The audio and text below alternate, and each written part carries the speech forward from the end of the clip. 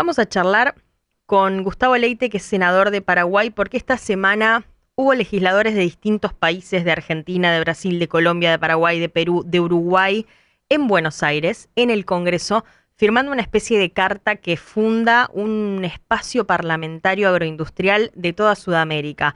Senador Leite, ¿cómo le va? Buen día. Carola, Tomás, Sofía, los saludamos por acá. Hola Carola, Tomás, Sofía y a la audiencia, un gustazo. Muchas gracias, el gusto es nuestro. Sabemos que se firmó esta Carta de Buenos Aires. ¿Me cuenta por qué el interés y de dónde surge esta idea de juntarse legisladores vinculados al agro de toda Sudamérica? Y hay una posición filosófica de que el agro es un motor de nuestras economías. Estoy Ujú. hablando mucho más de Argentina, Brasil, Uruguay, Paraguay, donde soy. Felizmente también entendemos que Perú se une al Sí. tema, legisladores de Colombia. Nosotros vemos que juntos somos más fuertes. Los avances ideológicos, filosóficos de los que no quieren al agro han sido muy fuertes y no van a parar de serlo. Lo escuchaba Nosotros decir en tenemos el argumentos. encuentro que los siguen viendo a los integrantes del agro como ricos en todas partes. Es un problema que tenemos en Mira, yo común. fui, yo fui, yo fui agricultor en mi vida pasada, hace unos años, ¿verdad? Yo fui uno de los primeros que trajo a unos amigos de Estados Unidos a invertir en Paraguay en un fondo de inversión cuando yo me dedicaba todavía a la actividad privada. Y yo he visto cosechas hermosas y he visto cosechas en las que perdimos $1 millón y a fin de la cosecha el banco te llama y te dice, che, ¿y cuándo me van a pagar? O sea, Mm. hay una falsa, y la culpa la tienen los agricultores, la tenemos, pues yo todavía me sigo considerando en el corazón, porque no hemos trabajado en explicar a la gente lo que cuesta ser agricultor, el riesgo que tiene ser agricultor, cómo se funde mucho agricultor y cómo los bancos llevan nuestras tierras a veces.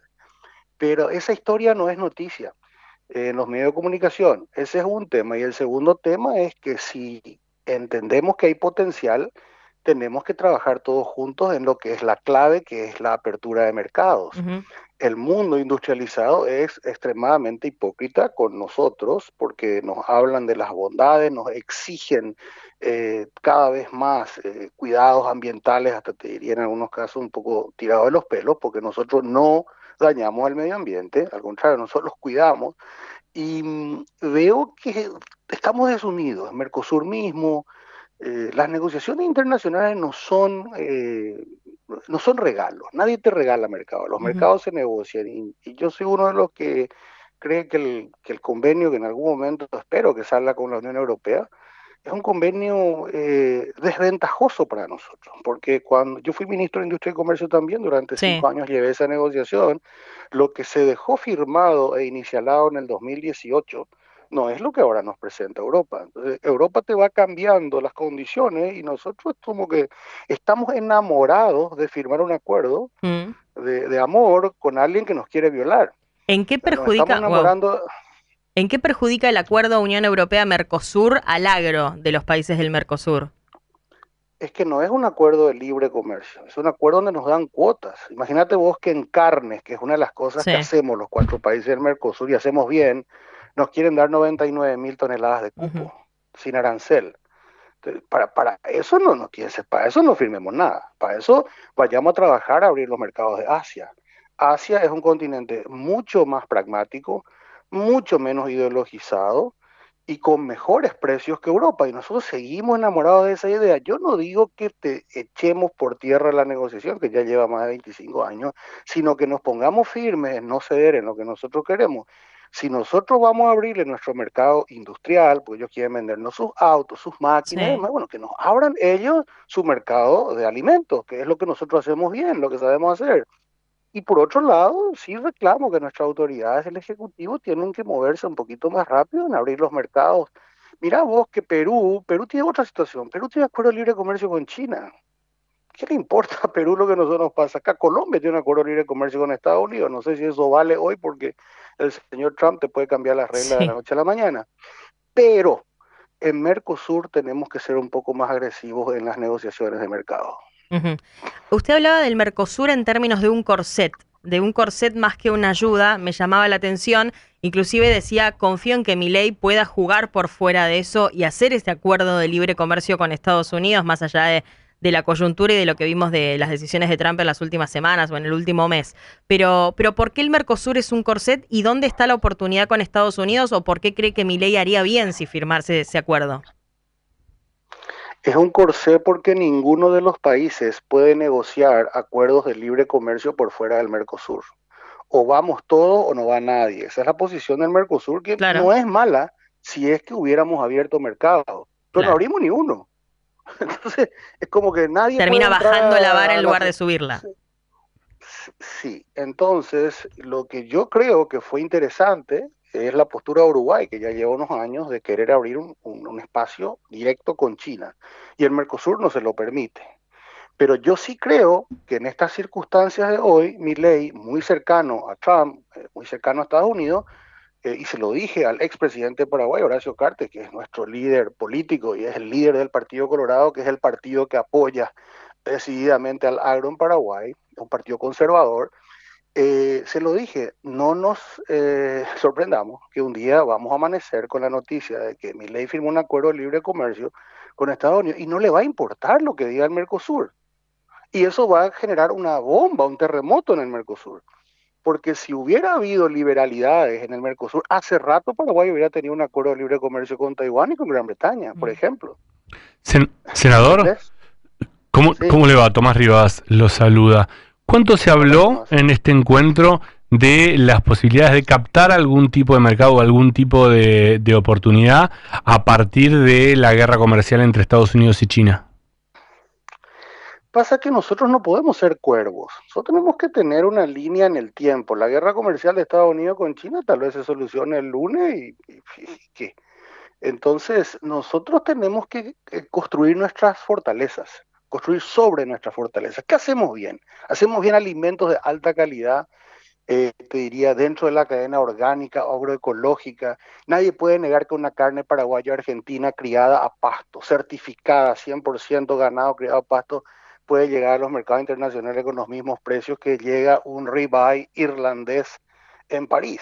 Pero nos dejan entrar y nos cobran 40-45% de aranceles. Entonces, el mundo es hipócrita y si nosotros no entendemos que si no hacemos fuerza desde lo que nosotros tenemos, que es nuestra unidad, que es lo que yo decía, si Argentina negocia solo, tiene menos fuerza que si negociamos todos, Ujú. y viceversa. Y Me- eso es lo que yo abogo y yo celebro que haya un espacio que está ahora intentando unirnos. Yo decía también que el gran desafío de este espacio es que cuando vengamos cada año celebremos logros y no que firmemos cartas que se le parecen muchísimo a la carta del año anterior, donde nos proponemos unas hermosas poesías de lo que queremos que sea y nunca pasa.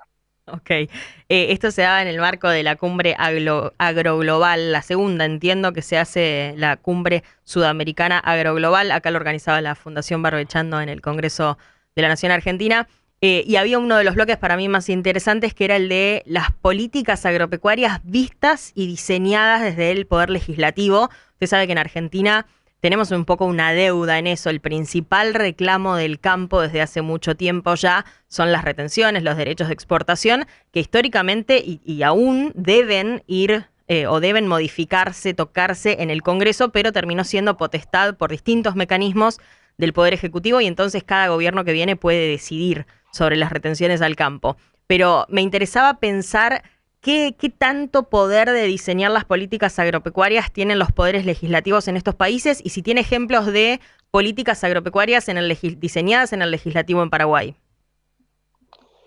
Mira, los legislativos son muy difíciles de congeniar, porque somos muchos, Sí. para diseñar algo para construir, pero sí tenemos la fuerza para impedir algo que nos puede destruir.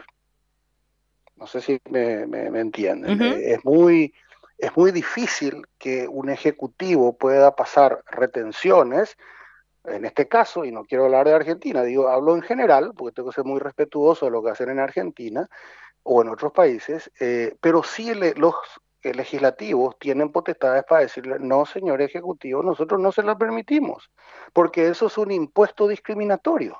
Y encima es un impuesto que se cobra ni siquiera importando cuál es el resultado de tu negocio, Ujú. porque las retenciones son Sí, un pierdas impuesto o que se ganes. cobran Sí, y bueno, y es un impuesto discriminatorio porque igual te cobran impuesto a la renta si ganaste. Ujú. Pero esa es una posición filosófica mía. Sí, yo de alguna manera soy uno de los que es, es un poco iconoclasta en Paraguay porque he presentado iniciativas de ley que me han ganado, no sé si la enemistad, pero digamos que me miren con ojos raros del Ejecutivo como diciéndome, ¿por qué ustedes se dignan presentar iniciativas de ley? Pero en nuestra Constitución Nacional el legislativo tiene esas potestades y mientras sean potestades constitucionales estamos dentro del marco institucional. No Ujú. hay que tenerle miedo a tener iniciativas desde el poder legislativo, pero por lo menos tenemos que asegurar desde los legislativos que no nos metan los goles. Claro. Bueno, un ejemplo de eso es que Argentina o argentinos han empezado a invertir en agro en países vecinos y Paraguay es uno de los ejemplos. Digo, hay muchos argentinos que han invertido en el agro en Paraguay. Paraguay ha logrado crecer, más allá de dónde se han diseñado las políticas, ha logrado crecer en agro en las últimas décadas muchísimo. Argentina está estancada, al menos en la producción agrícola, en la producción de granos, está estancada desde hace algunas décadas. ¿Notan y son conscientes de esa inversión de argentinos en el campo paraguayo que sí ha explorado nuevas fronteras y ha crecido? Sí, se nota, argentinos, uruguayos, Ujú. alemanes, americanos, brasileños, paraguayos. Hay mucha inversión paraguaya en el campo paraguayo. Nosotros tuvimos, yo todavía no era legislador, han habido dos, recuerdo circunstancias muy, muy fuertes en los 90 y otra, creo que cuando Lugo era presidente, de Ujú. intentar imponer las retenciones en Paraguay y el Sí. Congreso no se lo permitió. Hace poco Brasil Entonces, pasó por lo mismo. El gobierno de Lula o el oficialismo intentó imponer retenciones para frenar la inflación, cosa que en Argentina al menos no ha resultado, y fue el Frente Parlamentario del Agro el que lo impidió. ¿Paraguay tiene un Frente Parlamentario de Agro como tiene Brasil o como intenta tener Argentina? así articulado per No. se, no, Ok. es un tema a pensarlo. Nosotros tenemos un partido, el Partido Colorado, y también filosóficamente el Partido Liberal, que es el principal partido de oposición que tenemos una conciencia de que las libertades económicas no las podemos dañar, por decirlo así. Ajá. Entonces, como te comenté, hubo dos intentos muy Sí. fuertes de ponernos retenciones y Y el se poder frenaron. político que reside en los poderes, digamos, del Estado, Ujú. pero que la caja de resonancia es el Congreso, porque ahí estamos de todos los partidos, le dijo al Ejecutivo en su momento, no, no, esto no, porque esto nos va a descarrilar del rumbo que venimos llevando. Hay un tema muy particular, senador, que me gustaría comentar con usted, porque en Argentina estuvimos hablando mucho últimamente porque se abrió la importación de maquinaria agrícola usada.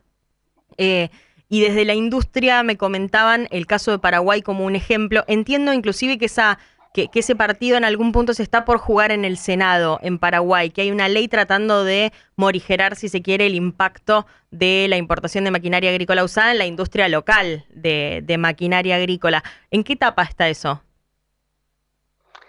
Y mira, si me preguntas filosóficamente, yo no soy de los que cree que hay que prohibir nada. Ok, Creo que Argentina tiene una situación diferente. Argentina produce tractores agrícolas, Argentina sí, produce maquinaria agrícola y por supuesto va a tener un lobby fuerte de sus industriales tratando de que eso no ocurra. Pues imagínate la locura que vamos a hacer.